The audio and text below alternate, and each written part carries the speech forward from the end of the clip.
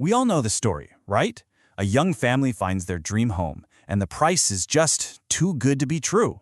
It's the classic start to a horror movie. But for the Shea family, this wasn't a movie. This was real life. And the truth of what they found in that house was more terrifying than anything Hollywood could ever dream up. So let me introduce you to Jaime and Ben Shea. They had 3 kids, Tori, Bridger, and a new baby, Jackson.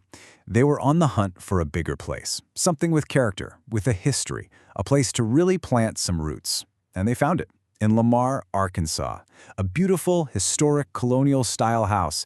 You know, the kind with a huge front porch and these ancient, wise-looking trees. It was, for all intents and purposes, perfect. But on their very first walkthrough, they found something that was anything but perfect. It was in the last room they looked at, an upstairs bedroom. The fireplace was totally sealed shut. And just like Jaime said, scrawled across it in spray paint was a pentagram. There were even remnants of candles, like someone had been holding a seance right there. Now you'd think that would be a deal breaker, right? But they figured, it was probably just some kids who broke in messing around. The house had this undeniable charm. The price was an absolute steal. And, a deal like that, it feels like a once-in-a-lifetime opportunity. So they signed the papers. And that one decision, well, it changed everything. So what was it about this place? What kind of secrets were literally built into its foundation? See, this wasn't just some old farmhouse. This place was ancient. It's thought to be one of the oldest private homes in the entire state of Arkansas, with parts of it dating all the way back to the late 1700s. A local historian even told them it had been the original stagecoach stop for the area, a speakeasy during Prohibition, and at one point it was even used as the county jail. History wasn't just in the walls of this house, it was the walls. The family starts to settle in, but it doesn't take long for the local whispers to catch up with them. Turns out, the house's long history came with a long reputation. So, not long after they moved in, Jaime decides to have a yard sale. And this total stranger walks up, puts her hand on the porch railing, looks Jaime in the eye, and just drops this bombshell on her. She said she could feel it. A lot of energy, a lot of spirits, and just like that, the idea that the pentagram was just a teenage prank started to feel, well, a lot less likely. And the warnings just kept coming. I mean, can you imagine this? You're just shopping at your local Walmart, and the greeter at the door recognizes you, asks if you're the one who moved into that old house in Lamar, and when Jaime says yes, the woman who used to live there just says it, plain as day. Yeah, it's haunted. And boy, did she have a story to prove. And this is where the dark history of the house starts to feel personal. The Walmart greeter told Jaime that way back in the 1800s, a little boy had fallen to his death from one of the upstairs windows, the exact same window that was now in her 5-year-old son Bridger's bedroom. And as if that wasn't enough, there was an old Confederate cemetery barely 100 yards from their back door. The pieces were starting to form a very, very grim picture. It wasn't long before those warnings and whispers became the family's reality. The house began to stir, and the activity didn't start with a bang. It started with these confusing, unsettling sounds that you just couldn't explain away. And the way things escalated was just terrifying. First, Ben hears their baby crying on the monitor, but when he checks, the baby and the nanny are gone for the day. Then their son Bridger gets too scared to even sleep in his own room, saying he kept hearing a crowd of people all talking over each other. Then the sounds got violent, a loud, rhythmic pounding like a fist hitting the wall right above their bed while they were trying to sleep. And finally, something they both heard clear as day over and over, the distinct thump, thump, thump of a rubber ball bouncing its way down the main staircase. But all of that, all those unnerving, creepy events, that was just the beginning. The presence in the house was about to stop playing games and show them what it was truly capable of. This was the moment, the one that changed everything.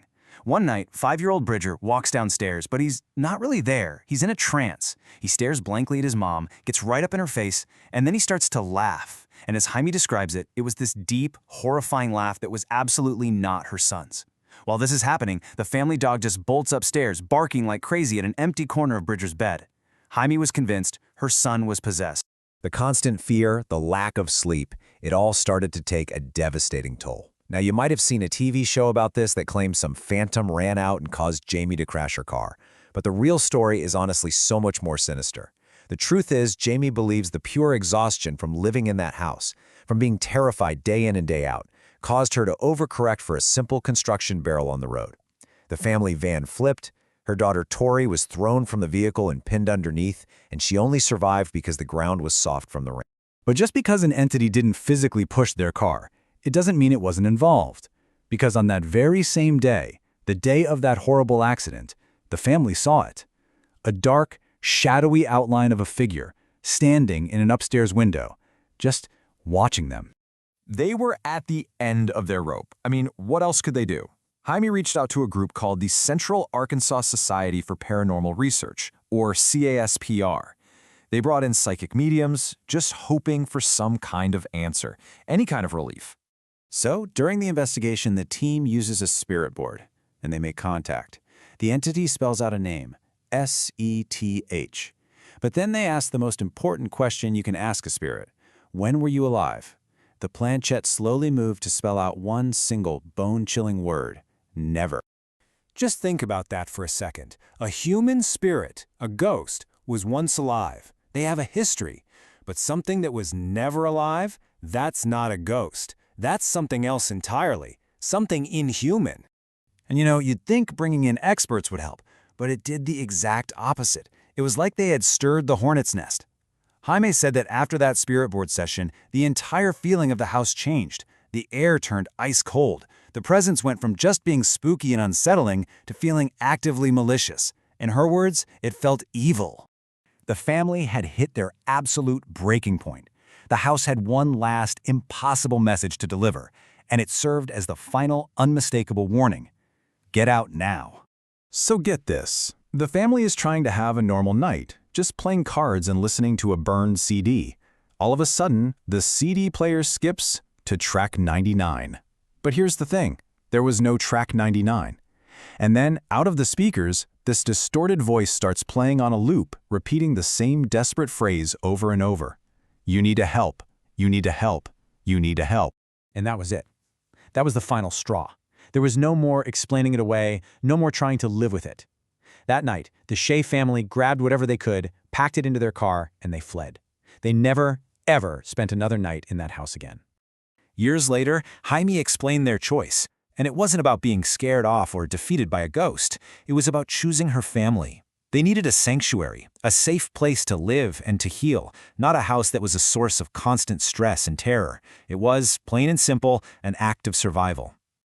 The Shea family got out. They found their peace and they rebuilt their lives. But that old house in Lamar, Arkansas, with its centuries of history and its dark, dark secrets, it's still standing. And it leaves you with one last, chilling question. What or who is still in there, waiting for the next family to call it home?